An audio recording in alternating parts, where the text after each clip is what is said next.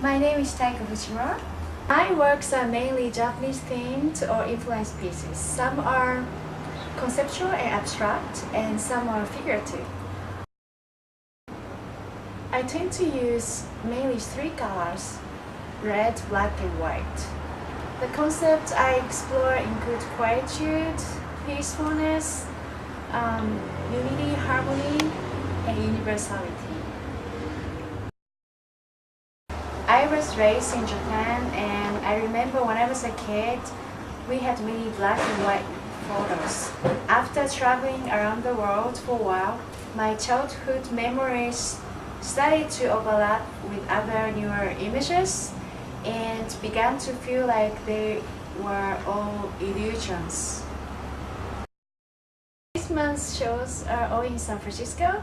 The Somart in the Soma, quality post-productions in the Telegraph Hill area, and Mary Corporation in the Financial District.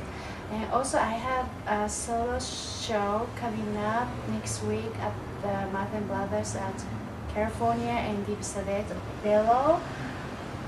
And this fall, there will be a group exhibit at the Kearney Street